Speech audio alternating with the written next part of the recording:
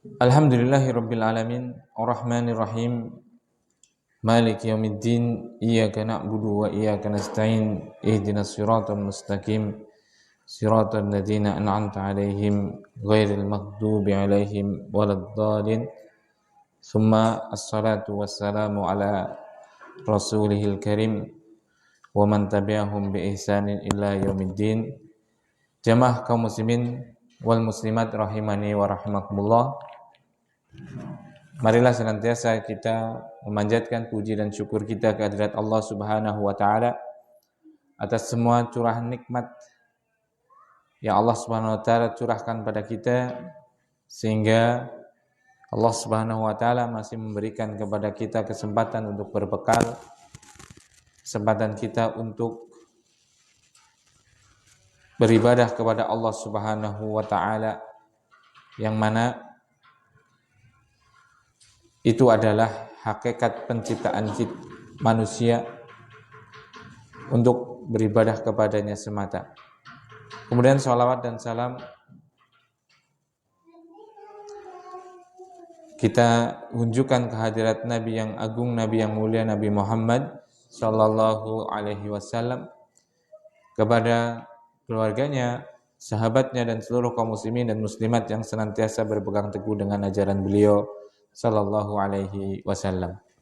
Nah, kita melanjutkan untuk membaca sebuah kutip atau buku kecil yang sangat bermanfaat, yaitu kitab yang berjudul Fadlul Islam, keutamaan agama Islam, yang ditulis oleh Syekh Muhammad ibn Abdul Wahhab ibn Sulaiman At-Tamimi rahimahullahu ta'ala, sampai pada sekarang bab baru, yaitu bab maja'a annal bid'ata asyaddu minal kabair.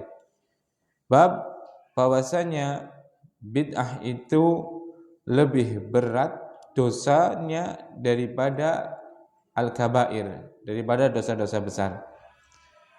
Nah, sebelum kita membaca dan juga mempelajari bersama bab ini, maka ada 3 hal poin penting yang ingin saya sampaikan di depan.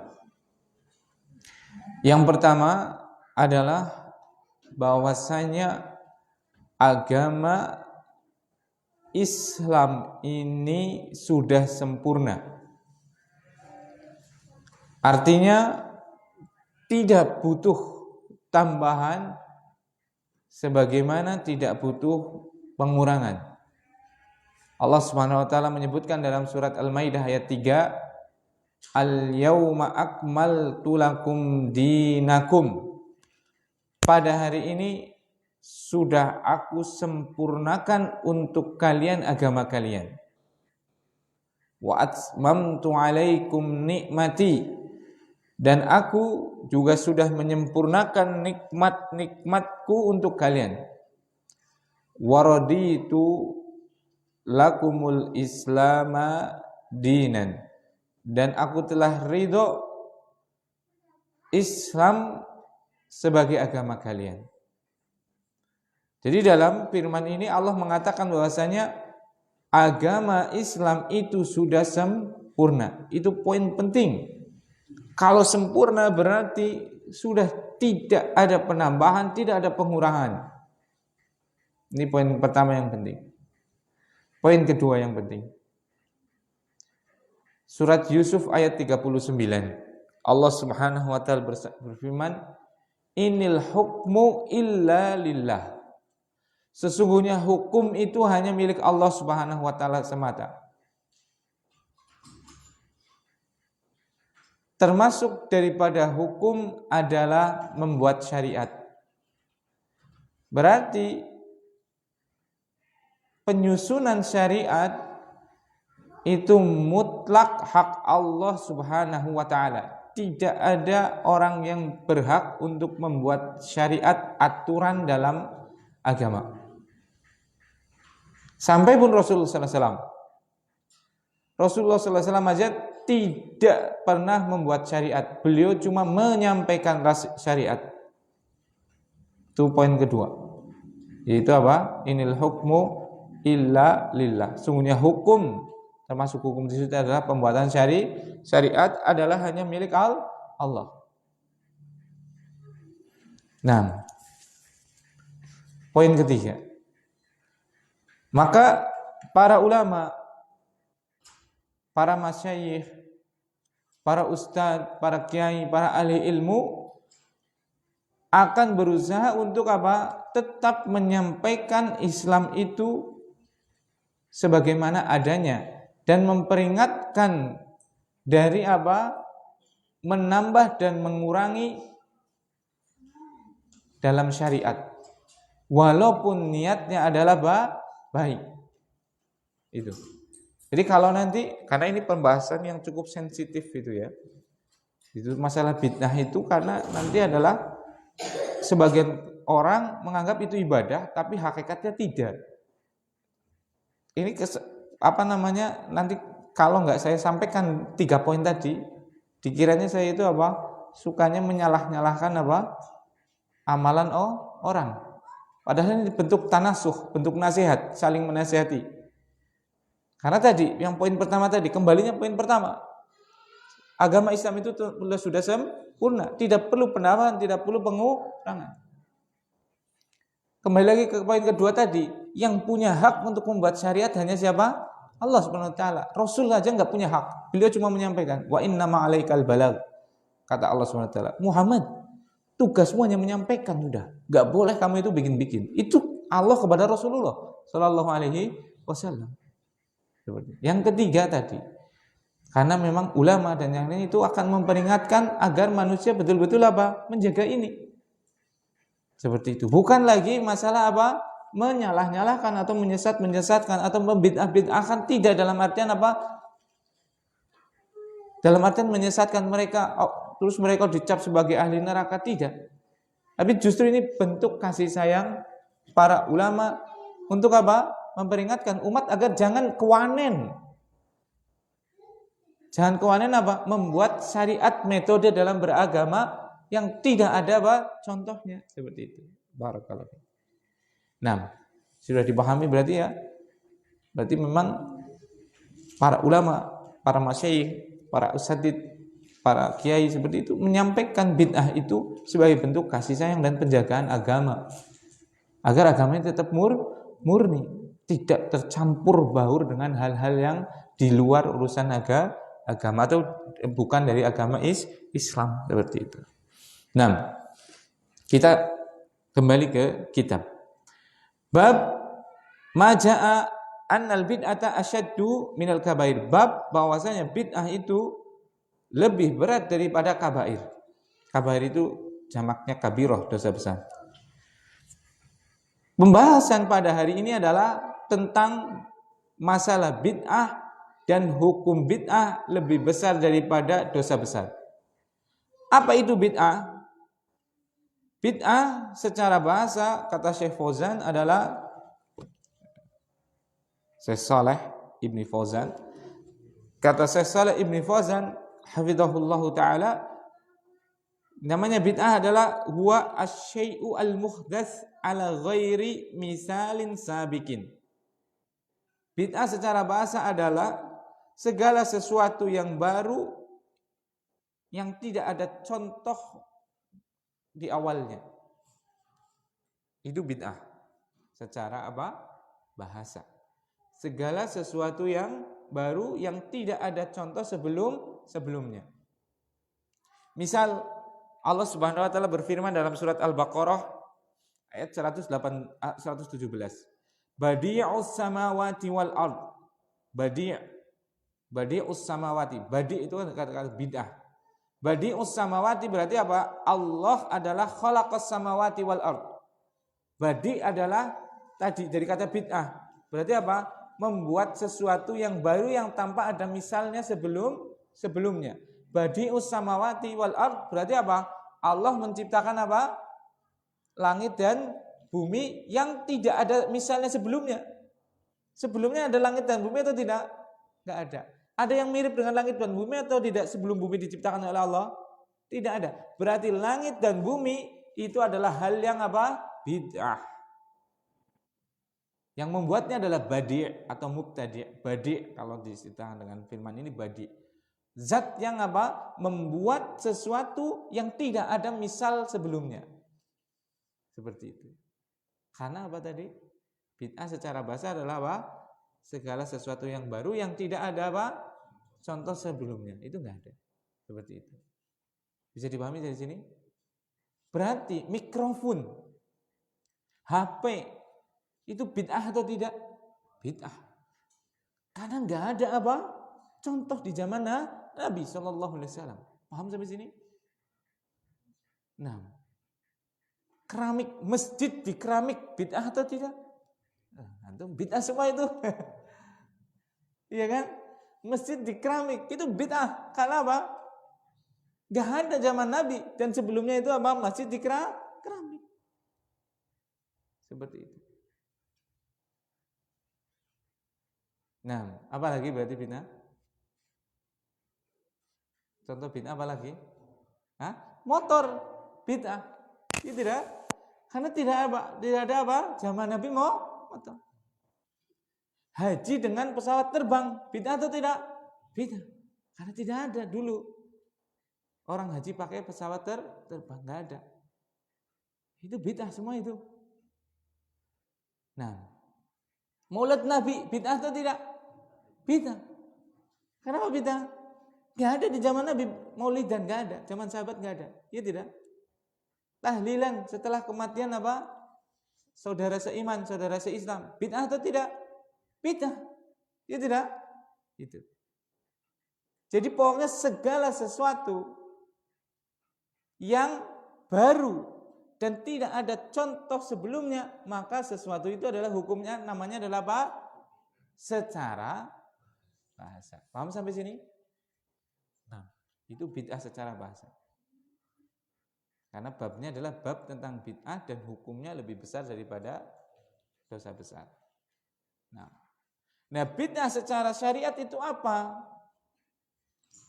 Bid'ah secara syariat adalah Syekh Shalih Ibnu Fauzan hafizahullah taala mengatakan fahiya ihdatsu syai'in fid din. Bid'ah secara syariat adalah membuat sesuatu ajaran fid din di dalam agama. Nah ini. Nah, secara syariat atau secara istilah namanya bid'ah adalah sesuatu yang dibuat baru tanpa ada apa? Contoh sebelumnya dalam apa? Fiddin laisa lahu aslun min kitabillah, yang tidak ada asalnya di dalam apa? Al-Qur'an. Wala min sunnati Rasulillah, dan tidak ada apa? Asal dari sunnah Rasul. Seperti itu. Itu bid'ah secara istilah. Nah, ulangi, bid'ah secara istilah adalah apa? Setiap perkara yang baru di dalam urusan agama yang tidak ada asalnya dari Al-Qur'an dan tidak ada asalnya dari apa? Sunnah atau dari hadis Nabi Shallallahu Alaihi Wasallam. Setiap perkara yang baru. Berarti kalau di sini ini kan istilah ya. Setiap perkara yang baru dalam agama. Berarti tadi mikrofon bid'ah atau tidak? Bukan. Kalau secara istilah di sini, iya kan? Secara bahasa iya tadi. Secara agama, secara syariat, secara istilah, namanya bid'ah adalah pada urusan agama. Berarti mikrofon bid'ah atau tidak? Tidak. Masjid di keramik bid'ah atau tidak? Tidak. Secara istilah. Berarti nggak dosa. Masjidnya di keramik. Nggak dosa. Sekarang pakai mikrofon, nggak dosa. Kajian di live, nggak dosa. Apa? Haji pakai pesawat. Karena itu dalam urusan apa? Duniawi, bukan masalah apa? Agama. Paham sampai sini? Tahlilan bid'ah atau tidak? Tahlilan bid'ah atau tidak? Bid'ah. Kenapa? Itu urusan agama. Urusan agama itu urusan peribadatan. Ya tidak? Maulidan bid'ah atau tidak? Bid'ah. Kenapa bid'ah? Itu urusan agama. Ada tidak contohnya dari Al-Quran? Tidak ada. Ada tidak contohnya dari Rasul? Nggak ada. Sudah selesai, gampang. Segampang itu. Iya tidak? Nah, nanti akan saya bacakan hukumnya bagaimana itu. Nah, karena ini tadi bentuk sebagai pertama tadi penjagaan bahwasanya agama itu sempurna tadi. Saya ulangi lagi. Bukan maksud apapun, tapi penjagaan terhadap kesempurnaan agama. Al-yawma akmaltu lakum dinakum tadi, Al-Maidah ayat 3. Sebagai bentuk bahwasanya apa? Membuat syariat itu haknya Allah. Enggak boleh kita untuk punya hak membuat syariat. Sebagai bentuk apa tadi? Menasihati dalam kebaikan, mengingatkan apa bahayanya bid'ah seperti itu. Nah, berarti pada masalah agama, makanya jangan orang-orang kadang tatkala ada ustadz atau kiai atau ahli ilmu yang menyampaikan bahayanya bid'ah, loh kamu juga bid'ah, kajian kamu sekarang di online kan memang ada zaman Rasul. Subhanallah. Itu masalah apa? Kamu juga bid'ah itu adzan pakai speaker. Subhanallah. Itu masalah apa? Iya kan? Itu adalah apa? Masalah dunia. Kendaraan, magicom, iya kan? Terus apa lagi?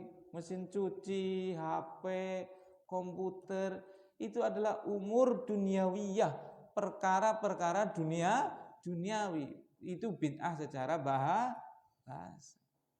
Jadi bid'ah secara syariah adalah pada urusan agama. Apa sampai situ aja? Tidak. Yang tidak ada asalnya dari Al-Quran dan dari sunnah. Tidak ada asalnya. Baik asalnya itu adalah apa? Nas yang sharih, nas yang jelas, atau asalnya itu nanti ada apa? Turunannya, seperti contohnya. Zakat di kita itu zakat fitrah misalnya pakai beras. Zaman Nabi ada enggak pakai beras? Tidak ada. Nah, berarti bid'ah itu. Nah, perhatikan dulu. Memang secara asal ini ada dua maksud. Secara asal itu maksud pertama adalah dalil yang tegas. Gak ada sama sekali dalil yang tegas. Itu maksud pertama. Maksud yang kedua adalah secara asal adalah secara hukum asalnya. Karena nanti penetapan hukum itu memang ada dengan 3 dengan disepakati. Hukumnya penetapan yang keempat ini yang diperselisihkan dan itu boleh, dan itu mendapat kuat. Menetapkan suatu hukum itu dengan 4 sumbernya. Yang pertama adalah Al-Quran. Yang kedua adalah hadis. Yang ketiga adalah ijma. Yang keempat adalah qiyas. Nah itu. Memang beras itu barakallahu fi, masalah ibadah. Zakat dengan beras itu kan masalah ibadah kan? Tidak ada zaman Nabi SAW, tidak dilakukan itu. Apakah itu bid'ah berarti? Tidak. Kenapa tidak? Karena ada asalnya. Ada asalnya itu apa? Pokoknya itu ada. Yaitu apa? Rasulullah SAW mengatakan zakatul fitr tu'matan lil masakin, sebagai untuk makanan pokok bagi orang-orang miskin. Nah sekarang syariat menyebutkan apa? Zakat fitrah itu untuk apa tujuannya tadi? Makanan pokok. Untuk memberikan makanan dasar, ya kan? Sebagai makanan pokok bagi orang-orang miskin. Sekarang, makanan pokoknya suatu negara bisa berbeda loh. Tergantung apa? Iklim, daerah, dan kebiasaannya. Ya tidak? Kebiasaannya orang-orang Arab itu makanan pokoknya adalah dengan apa? Terigu. Ya tidak? Dengan gandum. Ya tidak? Sebagaimana orang Eropa seperti itu. Kebiasaan kita adalah pakainya apa? Beras. Berarti apa? Beras itu punya hukum asal. Hukum asalnya adalah tadi hadis cuma dengan penetapan menjadi beras dengan qiyas karena sama-sama sebagai makanan pokok. Berarti membayar zakat fitrah dengan beras bid'ah atau tidak? Tidak. Kan seperti itu. Walaupun enggak ada nas dalil yang tegas baik dari ayat Al-Quran atau dari hadis bahwa zakat fitrah itu pakai beras, enggak ada. Tapi kan penetapan hukum bisa dengan apa? Qiyas. Kalau ada persamaan sebab. Sama-sama sebab daripada benda yang digunakan untuk zakat fitrah adalah untuk memberikan makanan pokok bagi orang-orang miskin. Berarti apa? Intinya adalah makanan pokok, di mana suatu daerah itu menjadi makanan pokok tersebut. Ya tidak, apapun itu. Nek paribasane ya. Makanan pokok kayak yang disit oyek. Iya kan? Disit kan oyek ya Pak Gofur ya. Jadi Pak Gofur juga sama-sama ini. Kan oyek gitu. Bisa jadi apa? Oyek itu apa dah? Menjadi apa nanti? Zakat. Zakat yang bayar karo oyek atau gaplek. Ya bisa jadi apa? Zakat fitrahnya pakai gaplek. Atau di Madura yang kebanyakannya ada nasi jagung, ya kan? Bisa jadi apa? Jagung zakat fitrah seperti itu. Enggak ada itu hadis atau ayat Al-Quran yang bayar zakat tertulis ya gitu. Pakai apa aja? Jagung. Seperti itu enggak ada. Nah, karena penetapannya dengan apa tadi? Kias. Seperti itu. Nah, bisa dipahami sampai sini? Jadi bid'ah secara apa? Istilah adalah sesuatu yang baru di dalam agama yang tidak ada asalnya dari Al-Quran, tidak ada asalnya dari sunnah Nabi Shallallahu Alaihi Wasallam. Berarti kalau perkara itu bukan perkara agama, itu bukan bid'ah secara syariat, berarti bukan yang tercela di situ. Bahkan itu kemajuan teknologi, nggak ada masalah. Seperti itu. Kalau maksud daripada apa asal, maksud dari hukum asalnya dari syariat, tadi ada dua maksud ya. Betul-betul apa? Tertulis dalam Al-Quran dan Sunnah, atau tadi secara apa? Istihad, baik dengan kias atau dengan metode penetapan hukum yang lain. Nah, makanya di sini kita bisa mengetahuinya tadi. Misalnya perkara yang bid'ah, misalnya apa? Zikir dengan menentukan bilangan 10.000 kali agar dagangannya, misalnya kita dapat apa namanya, penglaris ya, jualan lagi sepi, pamaning jualan wedus ya, sepi neman gitu kan, akhirnya teka maring ustadz atau ring kiai atau ahli ilmu ya, kepengen laris mengko maca zikir la ilaha illallah 10.013. Kenapa harus 10.013 gitu ya, orang sisan 200.000 gitu loh.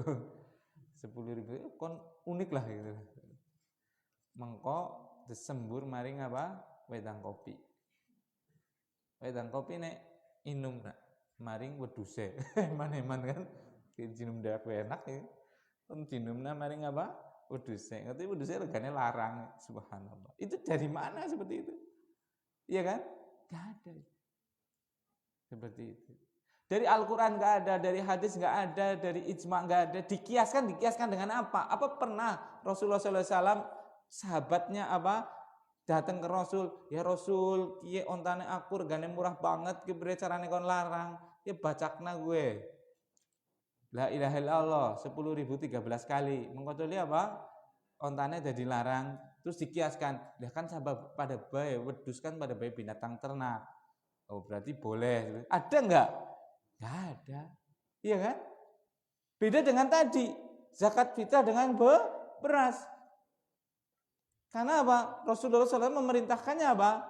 Zakat fitrah itu ilatnya, sebabnya adalah untuk memberi makan orang miskin, memberi makanan pokok. Ya, berarti semua makanan pokok yang ada di suatu daerah, suatu tempat, suatu negara, berarti itu bisa digunakan sebagai zakat fitrah.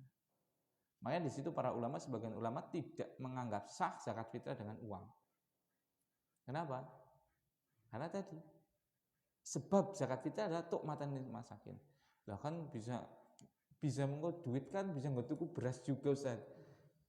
Dire sapa? Wong harus duit ya biasanya apa?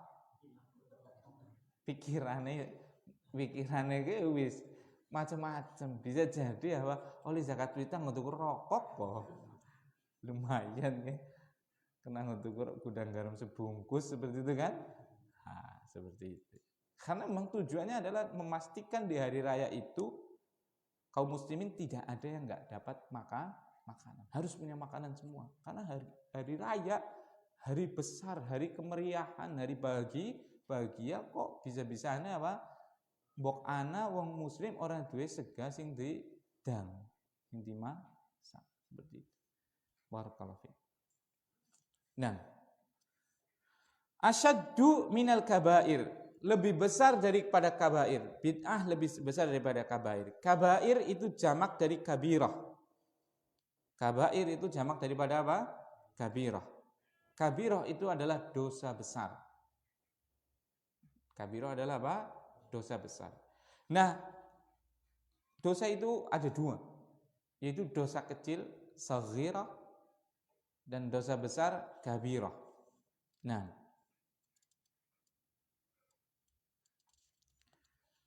kemudian kapan dosa itu termasuk daripada kabirah, termasuk daripada dosa besar? Dosa dikatakan atau termasuk daripada dosa besar apabila pertama ada hukuman duniawinya. Ada hukuman apa? Duniawinya, had. Kalau dalam istilah fikih itu namanya had. Hukuman dunia. Contohnya apa? Dalam syariat yang ada hukuman duniawinya apa contohnya? Zina. Bagi zina itu, mau yang nikah ataupun yang belum nikah, cuma bedanya kalau yang sudah nikah maka dirajam. Itu kan hukumannya kan. Kalau yang belum nikah dicambuk 100 kali dan diusir dari kampungnya. Seperti itu. Contoh lagi apa? Mencuri. Apa hadnya? Hukuman duniawinya dipotong tangannya. Nah, itu berarti berzina, mencuri, itu kan, minum khamr. Karena minum khamr dicambuk seperti itu kan. Itu termasuk dosa besar. Kenapa? Ada hukuman duniawinya. Begal. Begal itu hukumannya lebih besar lagi itu. Karena dia membahayakan. Dia bisa dipotong tangan kanan, potong kaki kiri, disilang, bisa disalib itu. Seperti itu. Dibunuh boleh itu secara syariat itu. Nah, tapi sekarang kalau di Indonesia begalnya dilindungi ya, malah subhanallah bisa balik gitu ya. Main di Jogja sampai, loh, ya Allah ya Rabbi, itu gimana yo? Kok bisa korban menjadi apa? Tersangka itu, ya Allah. Dan terus tapi alhamdulillah itu sekarang polisi mikir itu, termasuk Kapolres Bogor itu tadi memberikan statement itu, boleh pokoknya melindungi diri dan akan dilindungi. Kenapa? Sudah ada korban di Bekasi, korbannya dari siapa? Dari polisi. Tatkala dibegal, dibacok itu nggak ada yang nulung. Nggak ada yang mau nulung gitu, seperti itu. Mungkin pertama mau ngenes-ngenes jujur gitu mungkin. Mungkin itu loh. Mungkin yang kedua tadi, yang kedua mungkin apa? Takut gitu kan. Takut kalau kita nulung juga takut dibacok gitu kan. Yang ketiga yang paling males ini, karena apa? Sudah nulung kepentung nanti. Udah nulung jadi tersangka itu kan lebih repot. Akhirnya mending lah bisa jurna bela gitu. Nah, seperti itu. Gue dilengan coba, tolong gue dilengan coba. Ya Allah ya Rabbi, itu kan mengenaskan sekali. Itu ketika hukum itu tidak diterapkan dengan baik. Itu seperti itu. Kalau hukum itu dari orang-orang yang tidak memiliki kapabilitas dalam agama, itu hukumnya ngawur itu akhirnya. Seperti itu. Mosok jambret ditabrak kok bisa punya hak perlindungan itu kan? Ya Allah ya Rabbi. Dan itu bukan 1-2 kasus itu. Banyak kasus-kasus yang apa? Yang membela diri akhirnya dia menjadi tersangka. Ya gimana? Itu sekarang itu di Brebes itu sudah mulai itu penjambretan dan yang lainnya itu, orang-orang bawa parang dan yang lainnya itu sudah mulai berani karena tadi merasa mendapatkan apa? Angin segar gitu kan. Tenang, jambret baik, engkau nak ngasih ditimpelingi apa bisa apa? Laporan. Ya Allah, ini miris seperti itu. Semoga Allah memperbaiki pemerintahan kita dan membetulkan revisi undang-undangnya seperti itu ya. Jadi nggak sengawur ini seperti itu. Ini negeri penuh dengan kengawuran lagi ya. Nah, itu pertama. Sebuah dosa dikatakan atau termasuk dari dosa besar kalau apa? Ada hukuman dunianya. Yang kedua adalah ada ancaman neraka. Ada ancaman apa? Neraka. Kemudian ada apa? Laknat. Ada ancaman neraka, ada laknat, ada ghadab, kemarahan dari Allah Subhanahu wa taala.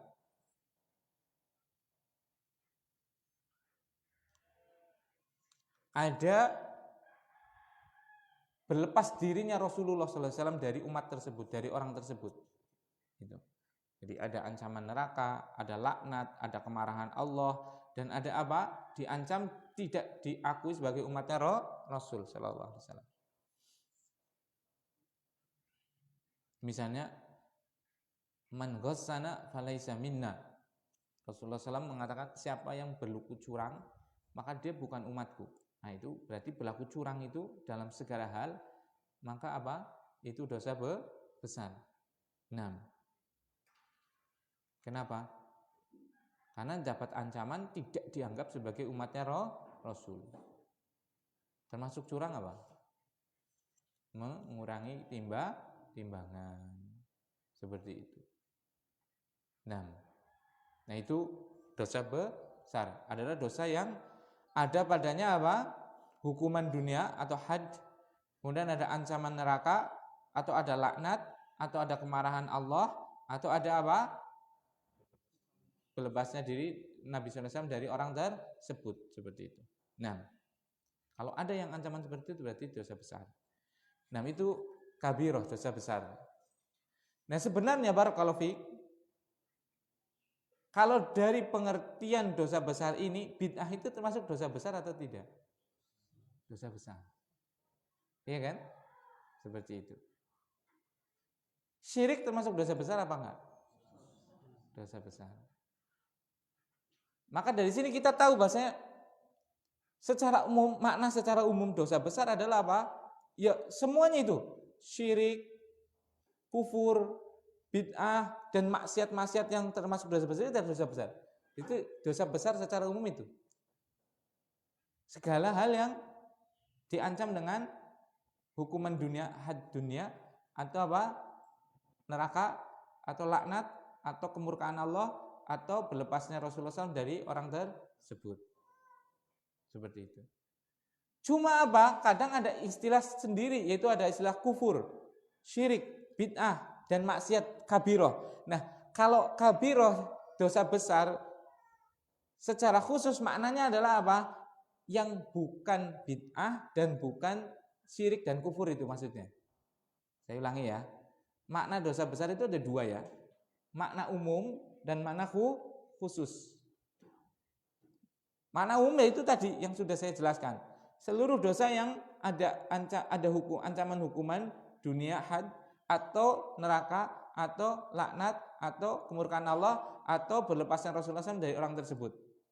Itu dosa besar. Secara umum. Berarti masuk di situ apa? Kufur.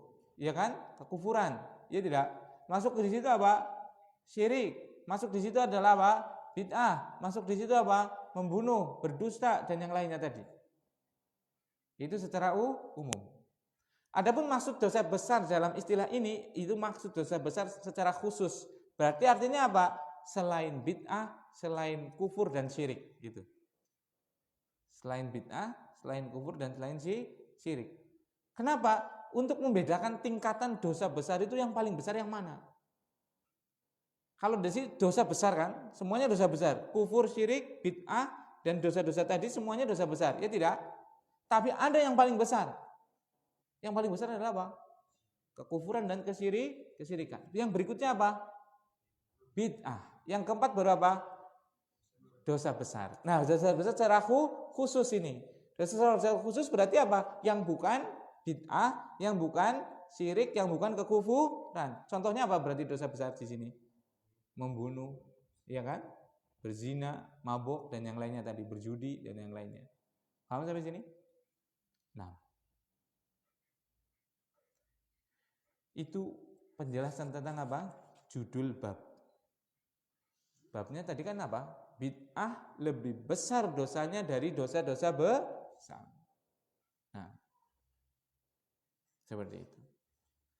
Nah, kemudian apa hukum bid'ah? Hukum bid'ah Rasulullah Shallallahu Alaihi Wasallam menyebutkannya dalam hadis yang diriwayatkan oleh Bukhari dan Muslim dari Aisyah radhiyallahu taala anha, ibunda kita.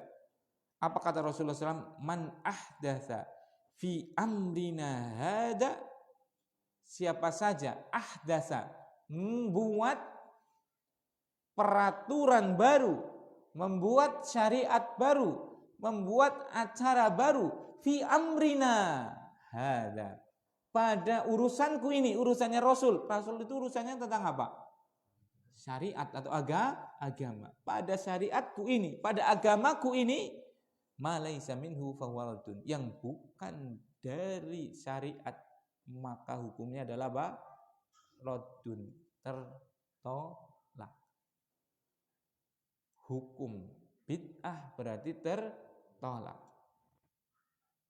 Dalam hadis yang diriwayatkan oleh Aisyah, dari Aisyah tapi dari riwayat Muslim, kalau ini kan yang membuat bid'ah ya. Man ahdatsa, siapa yang membuat syariat baru dalam perkaranya Rasul sallallahu alaihi wasallam maka tertolak, ya kan? Berarti ini yang membuat. Yang membuat pasti tertolak. Sekarang saya enggak buat karena sudah ada bid'ah tersebut dari dulu. Sehingga kita melakukan tadi maulidan, tahlilan, terus Isra Mi'raj, terus ini dan itu seperti itu. Tahun baru saat mau haram ngapain, pawai atau apa seperti itu misalnya itu ya. Dia melakukannya, sudah ada enggak dari dulu? Ada. Apa hukum yang melakukannya? Sama, tertolak. Sebagaimana hadis yang diriwayatkan oleh Muslim dari siapa? Aisyah juga. Radhiyallahu taala anha, Rasulullah SAW bersabda, "Man amila amalan laisa alaihi amruna fahuwa raddun." Siapa saja yang mengerjakan suatu amalan yang tidak ada contohnya dari kami, maka itu raddun, tertolak. Sama juga. Jadi yang membuatnya atau yang melakukan dan melestarikannya sama-sama tertolak. Hadis ini diriwayatkan oleh Bukhari dan Muslim seperti itu. Yang satu Bukhari Muslim, yang satu Muslim tadi.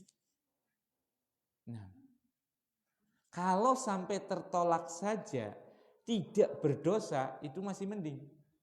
Ya tidak? Kalau cuma nggak diterima aja, itu masih mending banget lah. Masalahnya adalah ada hadis lain yang diriwayatkan oleh Imam Muslim, Imam Nasa'i dan yang lainnya. Rasulullah Shallallahu Alaihi Wasallam mengatakan, Inna khairal hadithi kitabullah. Sesungguhnya sebaik-baik perucapan adalah firman Allah. Wa khairal hadyi hadyu Muhammadin sallallahu alaihi wasallam. Dan sebaik-baik petunjuk adalah petunjuknya Nabi sallallahu alaihi wasallam. Wa syarrul umuri muhdatsatuha. Dan seburuk-buruk perkara dalam syariat adalah hal yang baru. Apa yang hal baru tadi? Bid'ah. Makanya dilanjutkan hadisnya, wa kullu muhdatsatin bid'ah. Dan seluruh perkara yang baru ini dalam apa? Istilah atau secara bahasa? Secara istilah, ini lagi bicara tentang syariat, ya tidak? Maksud Rasulullah sedang bicara yang bukan penting. Berarti Rasulullah sedang berbicara tentang hal yang penting, itu syariat. Wa kullu muhdatsatin bid'ah. Seluruh perkara syariat yang baru, apa kata Rasul? Bid'ah. Wa kullu bid'atin dolalah. Dan seluruh bid'ah adalah apa? Dolalah. Wa kullu dolalatin finnar. Dan setiap kesesatan itu tempatnya di mana? Di neraka. Jadi apa? Hukum bid'ah itu pertama tertolak. Ya tidak? Man amila amalan alaisa alaihi amruna fahuwa raddun. Pertama tertolak. Yang kedua adalah sebagai dolalah dulu. Dia tidak sesat. Tertolak, sesat, terus apa? Diancam dengan neraka. Berarti termasuk dosa besar atau tidak? Dosa besar. Seperti itu. Barakallahu. Sekali lagi, kita menyampaikan ini bukan apa? Mau menyesatkan kaum muslimin, tidak. Justru mau apa? Menjaga syariat agar sebagaimana syariat itu ada dan murni yang dibawa Rasulullah SAW. Agar apa? Kaum muslimin itu tidak terjatuh kepada hal-hal yang bid'ah yang mengantarkan dia kepada ke neraka. Khawatir. Yang menjadikan dia sesat. Yang menjadikan amalannya tidak diterima. Kasihan. Sudah berkorban waktu, tenaga, biaya, effort yang tinggi dan yang lainnya, tapi tertolak. Tidak cuma tertolak, tapi sesat. Tidak cuma sesat, diancam dengan neraka. Kan seperti itu. Yang subhanallah, yang sunnah saja, yang jelas-jelas petunjuknya saja, saya jamin kita tidak sanggup untuk melakukannya kok, kecuali yang dirahmati Allah SWT. Ya tidak? Siapa yang tadi sholat subuh berjamaah di masjid? Ya kan? Siapa yang sebelum jamaah tadi sholat qobliyah, sunnah fajar 2 rakaat di masjid? Siapa yang datangnya sebelum azan di masjid? Siapa yang setelah qobliyah dia zikir, berdoa kepada Allah di masjid? Siapa yang habis sholat subuh tadi zikir pagi di masjid? Siapa yang tadi sampai syuruk masih tetap di masjid? Siapa yang tadi sampai syuruk kemudian dia sholat 2 rakaat di masjid? Siapa coba? Ada enggak? Cukup sini dulu. Sampai syuruk aja dulu. Siapa coba? Angkat tangan. Hampir-hampir enggak ada. Ya tidak? Itu ada tuntunannya atau tidak? Disepakati tidak oleh seluruh kaum muslimin? Disepakati. Bisa enggak kita melakukannya? Berat. Orang-orang pilihan yang bisa melakukan hal tersebut sangat jarang. Mungkin satu kecamatan hanya 1 orang. Seperti itu. Kenapa masih harus melakukan ibadah-ibadah, membuat ibadah-ibadah yang baru, yang gak ada syariatnya, yang diancam dengan tertolak, yang diancam dengan kesesatan, yang diancam dengan apa? Neraka. Berarti kita menyampaikan bahayanya bid'ah itu sebagai bentuk dari apa? Kasih sayang para ahli ilmi, para ustadz terhadap kaum muslim. Bukan demi Allah, bukan untuk menyesatkan, tidak. Loh, mosok sedulure dek disesat-sesatna loh. Siapa yang tega ya, ikhwan? Mosok kita mendoakan orang lain agar masuk neraka coba? Naudzubillah. Kan enggak mungkin. Iya tidak? Kan enggak mungkin. Makanya sampaikan dengan santun. Sampaikan dengan baik.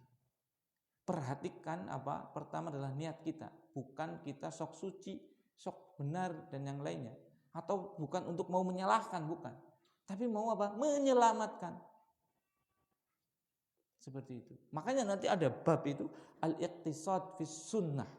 Bahkan para ulama sampai mengatakan apa? Al-iqtisad fis sunnah khairan minal iktsari fil bid'ah. Sederhana, tapi dalam sunnah, maksudnya dalam amalan yang sudah jelas tuntunannya, itu jauh lebih baik daripada apa? Banyak tapi tidak ada apa? Tuntunannya atau bid'ah. Seperti itu. Barakallahu fiik. Nah, jadi itu bahaya bid'ah diantaranya apa? Amalannya tertolak. Amalannya sesat. Diancam dengan neraka. Subhanallah, capek, iya kan? Bikin panggung itu jutaan, puluhan juta. Belum apa ngundang apa Habibnya 50 juta. Dan yang lain-lainnya seperti itu. Ratusan juta bisa untuk apa? Perayaan-perayaan yang tidak ada apa? Tuntunannya dari Rasulullah SAW, perayaan bid'ah. Seperti itu. Waktunya, bahkan sampai mengorbankan sholat isya. Iya kan? Sampai enggak sholat isya atau enggak sholat isya berjamaah seperti itu. Padahal disepakati sholat isya itu wajib bahkan rukun Islam. Bahkan disepakati berjamaah pada sholat wajib itu disyariatkan, disepakati dengan kesepakatan seluruh kaum muslimin. Cuma kesepakatannya berbedanya dalam apa? Ada yang mengatakan itu wajib, sebagian para ulama, dan mengatakan sunnah muakkadah, ditekankan dengan sangat kuat. Seperti itu. Tapi semuanya sepakat bahwasanya sholat apa?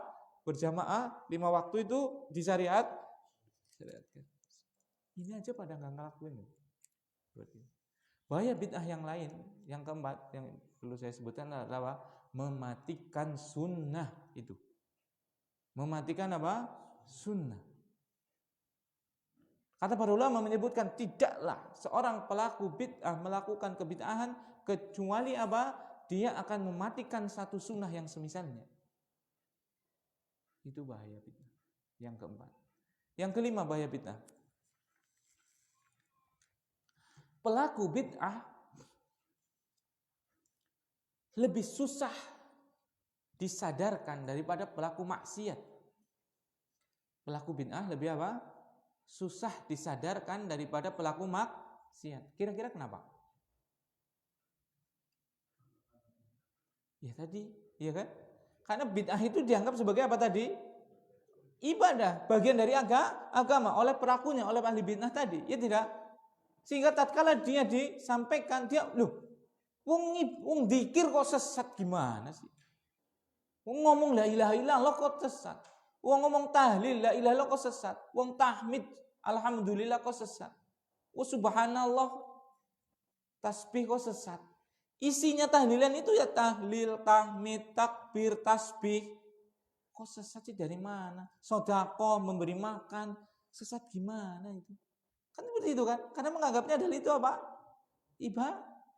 Beda dengan pelaku maksiat, coba. Pezina, pemabok, pencuri, semuanya mengakui bahwasanya itu adalah apa? Salah atau dosa. Ya tidak? Enggak ada yang mengakui pezina itu baik seperti itu. Kalau pezina baik, semuanya akan jadi pelacur semua itu. Enak gitu kan? Enggak capek, enak, dapat duit, ya kan? Di hotel seperti itu. Tapi kenapa enggak mau jadi pelacur? Perempuan-perempuan itu enggak mau jadi pelacur. Kecuali mungkin terpaksa banget atau naudzubillah kan tetap ada pelacur ya. Mungkin karena terpaksa banget atau memang karena tadi desakan ekonomi itu ya misalnya ya.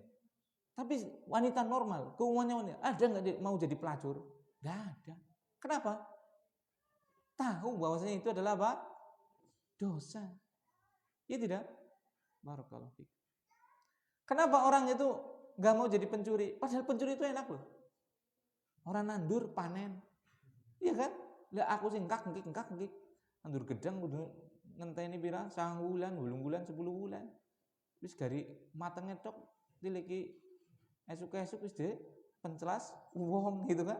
Ae sing ora nunggoni ora gareng ora apa. Wis gari apa? Mangan. Subhanallah. Dan dia tahu pasti itu enggak baik. Mabok, narkoba, korupsi, itu kan? Tapi kalau pelaku bid'ah, dia apa? Menganggapnya itu ibadah. Makanya tadi bahaya bid'ah yang kelima adalah apa? Pelakunya susah untuk dinasihati atau susah bertobat. Seperti itu. Maka dari sini barakallahu fikum. Kalau kita mau menyampaikan masalah bid'ah itu pelan-pelan. Ikhlas. Betulkan niat kita tadi.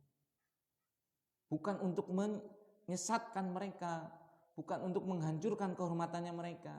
Maka ana sendiri kadang dalam menyampaikan kajian itu kadang ada yang di speaker luar, kadang ada yang speaker dalam aja seperti itu. Karena apa? Bertahap. Bukan menyembunyikan ilmu, bukan. Tapi apa? Kesiapan masyarakat itu bertahap, berbeda-beda. Entaskan dulu mereka apa? Dari kubangan syirik, pahamkan mereka dengan la ilaha illallah dulu. Kajian umum mana itu cuma nyampainnya apa coba? Itu kajian yang Ahad Kliwon sama Ahad Manis itu. Saya cuma nyampain apa? La ilaha illallah Muhammad Rasulullah. Terus wudu, sholat. Balik lagi nih. La ilaha illallah Muhammad Rasulullah. Itu ditanamkan dulu seperti itu. Kemudian apa? Sholat, kemudian apa? Puasa.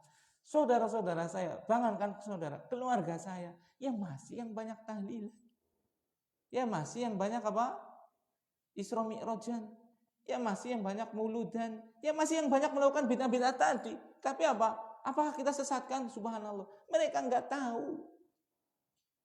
Bahkan sebagiannya belum sholat. Bahkan belum bisa baca Quran. Yesus bertahap nanti kan.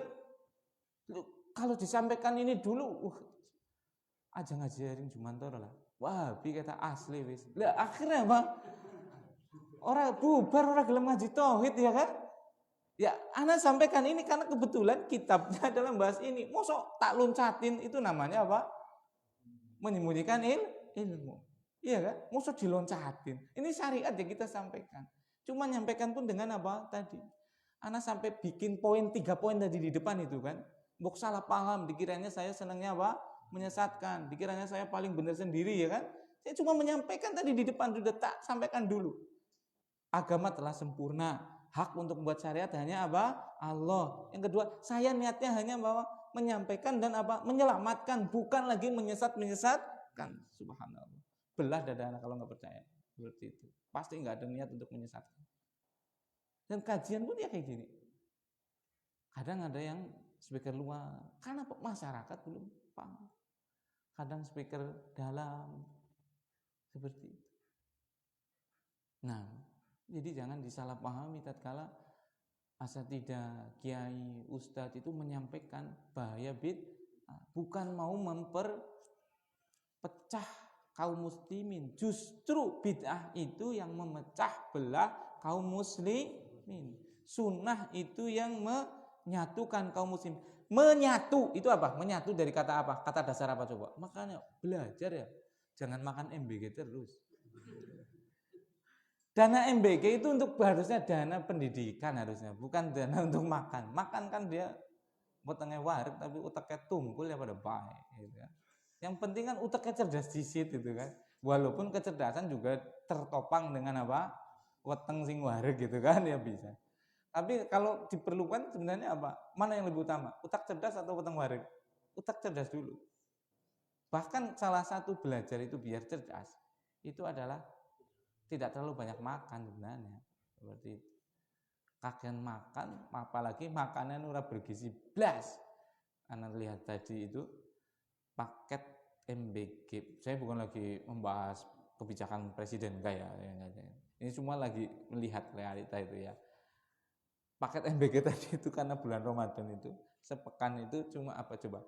Anda lihat tadi rentengan itu. Roma rentengan yang ada kelapanya. Terus apa? Anda lebih paham mungkin apa itu nanti ya kan? Terus ada sari kedelai, terus ada susu yang biasa lah, yang full cream itu ya, seperti itu. Nah itu, subhanallah, ini gizinya ngendi itu loh.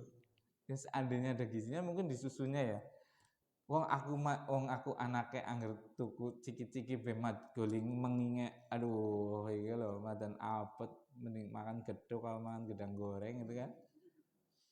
Malah makanya alhamdulillah sekolah kita itu nggak dapat MBG gitu. Mau dikasih ya silahkan, nggak dikasih juga nggak apa-apa. Tuh juga menu-menunya kayak gitu gitu loh. Nah, barakallahu fikum. Ini saya ngomong kemana ini? Kok jadi ke situ? Menyatukan. Nah, sunnah itu menyatukan, bid'ah itu memecah belah. Loh, kita kan berjamaah pengennya, ya tidak? Ahlus sunnah wal jamaah, ya kan? Berjamaah itu kan bersatu. Bersatu itu dari kata dasar apa? Satu. Berarti satu itu tunggal. Berarti kita harus bersatu. Bersatu kan harus ada standar untuk kita mengikat menjadi satu, ya tidak? Apa kira-kira standar agar kita bersatu?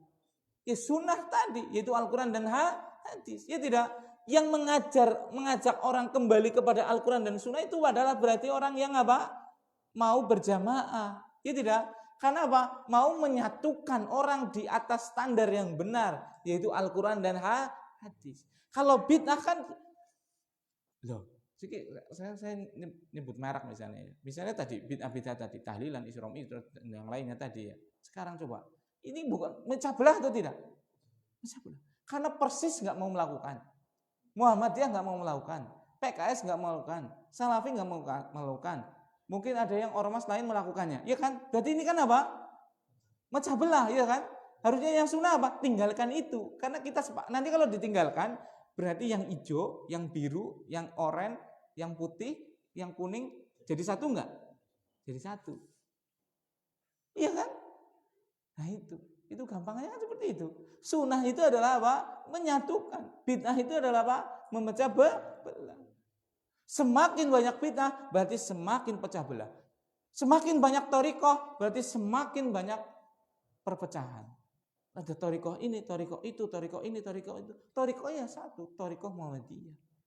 tariqahnya Nabi Muhammad sallallahu alaihi wasallam. Kan seperti itu. Barakallahu fiik. Berarti orang yang menyampaikan bahaya bid'ah, mengingatkan manusia untuk jangan terjatuh kepada kebid'ahan, berarti dia hakikatnya orang yang menyatukan. Dan orang-orang yang melakukan bid'ah, apalagi yang membuat bid'ah, maka hakikatnya dia orang yang memecah belah. Ya tidak? Jangan dibalik playing victim. Lah, aja gawe perpecahan lah. Loh, siapa yang bikin pecah? Iya kan? Ini namanya playing victim, memutarbalikan fakta. Orang yang benar dikatakan memecah belah, orang yang hakikatnya memecah belah dikatakan apa? Mempersatukan. Mempersatukan gimana? Enggak mungkin bisa bersatu kok. Emang ada semuanya mau melakukan bid'ah tadi? Kan enggak kan? Seperti itu. Barakallahu fiik. Nah, itu apa? Bahwasanya sunnah itu menyatukan, bid'ah itu memecahkan. Itu termasuk bahaya bid'ah yang keenam. Berarti apa? Memecah belah umat. Bismillah. Asyaddu minal kabair. Zina itu dosa besar atau tidak? Dosa besar. Zina, naudzubillah, menzinai orang tua dosa besar atau besar sekali, lebih besar lagi. Bid'ah lebih besar dosanya daripada dosa berzina.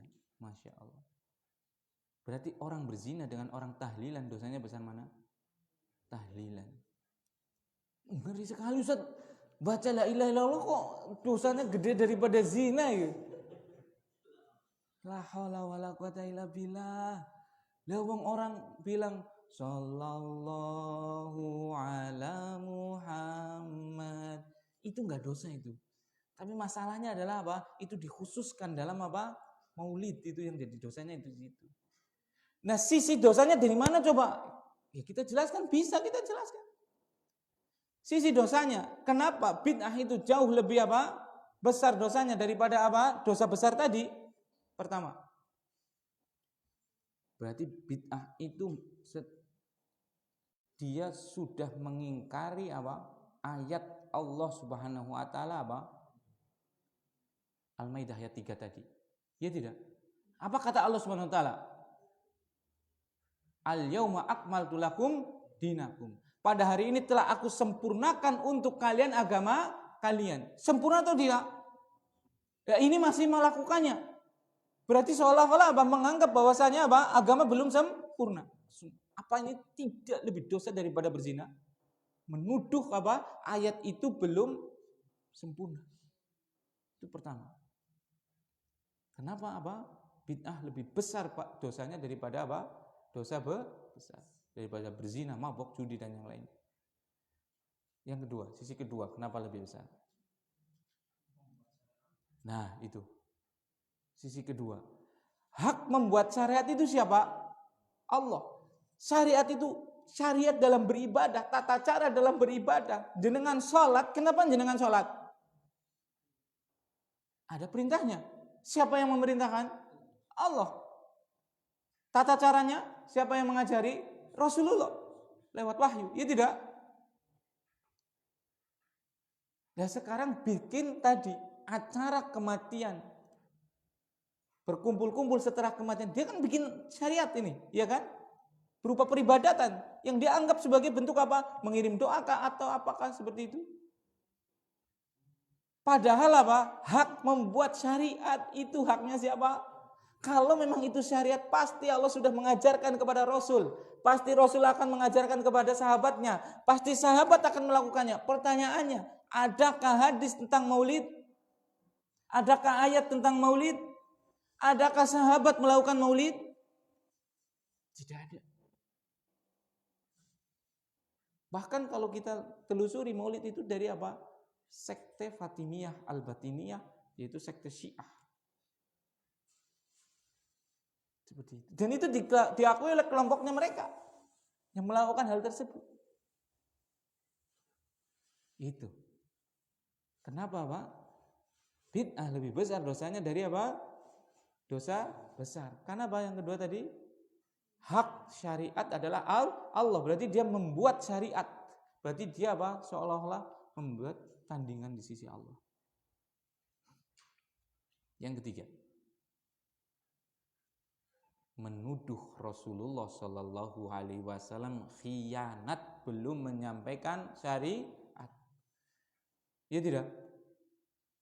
Jadi dia buat baru. Padahal Rasulullah Sallallahu Alaihi Wasallam tatkala haji wada, Allah SWT, Rasulullah Sallallahu Alaihi Wasallam itu berkata, Allahumma syhad, ya Allah saksikan ya Allah.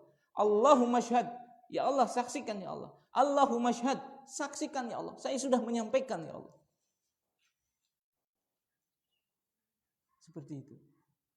Berarti kalau kita membuat syariat baru, kita menuduh Rasulullah SAW belum menyampaikan syariat secara sempurna. Jangankan untuk suatu ibadah mendoakan orang mati dan yang lainnya. Masuk ke kamar mandi saja Rasulullah sudah mengajarkannya. Ya tidak? Masuk dengan kaki Nah, berarti fokus. Bagus. Kalau tadi masuk dengan kaki kanan, dengan jawabnya kaki kanan, ya berarti ngajinya orang fokus, mikirin utang kayaknya. Engkau utangnya dipikir engkau berkajian ya. Aku sing utangnya akeh ya, orang tak pikir ya. Ya nan. Seperti itu. Barakallahu fiik. Nah seperti itu. Berarti kita menuduh Rasul Shallallahu Alaihi Wasallam itu apa? Berkhianat, belum menyampaikan seluruh syariat. Semudah itu ya Allah. Semoga Allah bukakan betul-betul pintu-pintu hati-hati kaum muslimin yang masih melakukan bid'ah-bid'ah tersebut untuk apa? Menerima yang hak ini. Jelas sekali. Kurang ibadah apa? Allah sudah memberikan syariat yang luar biasa banyak berupa pintu kebaikan. Nah, itu minimal 3 aja. Itu sudah jelas lebih besar daripada apa? Dosa besar. Nah, ini yang bisa saya sampaikan. Mohon maaf kalau ada tutur kata yang kurang berkenan. Demi Allah, kita sampaikan hal ini semata-mata hanya untuk menjaga syariat. Demi Allah, kita menyampaikan hal ini karena untuk mengingatkan umat agar jangan sampai amalannya tertolak, agar sampai amalannya sesat, agar jangan sampai amalannya diancam dengan neraka. Seperti itu. Bukan ada maksud yang lain. Bukan maksud untuk menyalahkan, bukan maksud untuk menyesatkan, apalagi maksud untuk menganggap diri lebih baik. Nah.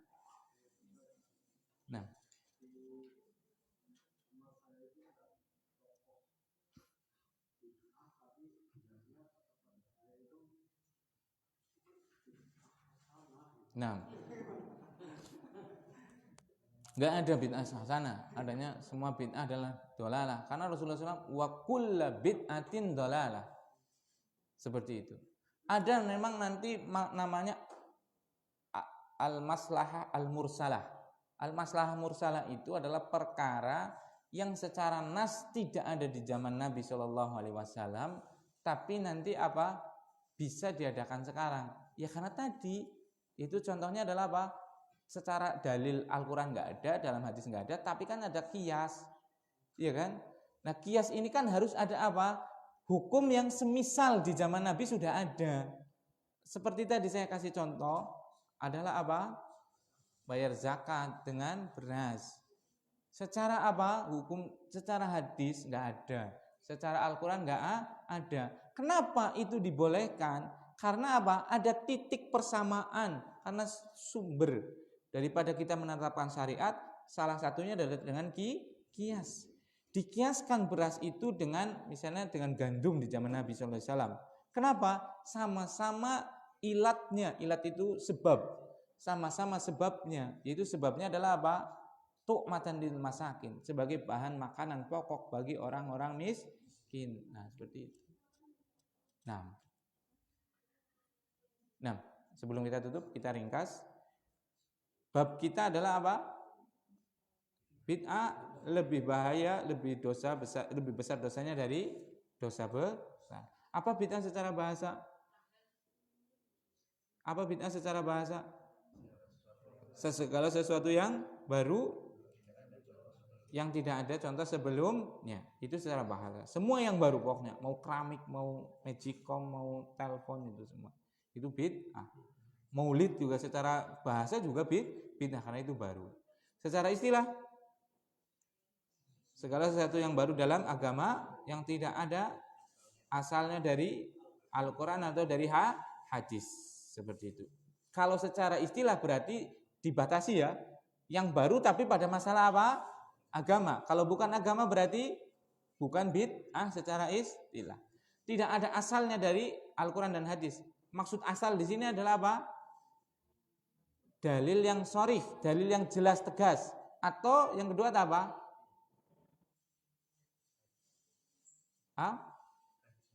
Iya, hadis Nabi kan sharih. Maksudnya tidak ada asalnya dari Al-Quran dan hadis, itu kan ada dua maksud tadi saya sampaikan. Yang pertama tidak ada asalnya dari Al-Quran dan hadis, maksud pertama adalah apa? Tidak ada nas langsung dari Al-Quran dan hadis. Atau yang kedua, tidak ada apa? Hukum yang semisalnya di dalam Al-Quran dan hadis, seperti itu. Nah, berarti kalau ada hukum yang semisalnya, walaupun ini tidak ada nasnya dalam hadis dan Al-Quran, itu bukan bid'ah. Seperti tadi beras tadi. Nah, kemudian kabirah. Kabirah itu apa tadi? Dosa besar. Apa definisi dosa besar secara umum? Dosa yang ada hukumannya di dunia, hadnya di dunia, atau ancaman neraka, atau laknat, atau murka, atau pelepasannya di Rasulullah SAW dari pelakunya, ya kan? Dosa besar secara khusus adalah apa? Makna khususnya selain syirik, kufur, dan bid'ah. Karena apa? Syirik, kufur, dan bid'ah itu pembagian dosa besar itu untuk menunjukkan mana yang lebih besar itu loh, ya kan? Nah, kemudian tadi dosa besar bid'ah itu lebih besar daripada dosa besar, minimalnya ada berapa tadi? Alasan 3. Yang pertama, mengingkari firman Allah SWT, al-yauma akmaltu lakum dinakum. Yang kedua, mengingkari bahwasanya hak untuk membuat syariat hanya siapa? Allah. Yusuf 39 tadi, inil hukmu illa lillah. Yang ketiga, menuduh Rasulullah SAW apa? Berkhianat, belum menyampaikan seluruh syariat. Bahaya bid'ah. Yang pertama, amalannya tertolak. Yang kedua, amalannya sesat. Yang ketiga, diancam neraka. Yang keempat, mematikan sunnah. Yang kelima, pelaku bid'ah lebih susah untuk dinasihati, diharapkan tobatnya. Yang keenam, memecah belah umat. Ini yang bisa saya sampaikan. Mohon maaf kalau ada tutur kata yang kurang berkenan. Subhanakallahumma wa bihamdika asyhadu an la ilaha illa anta astaghfiruka wa atubu ilaik. Assalamualaikum warahmatullahi wabarakatuh.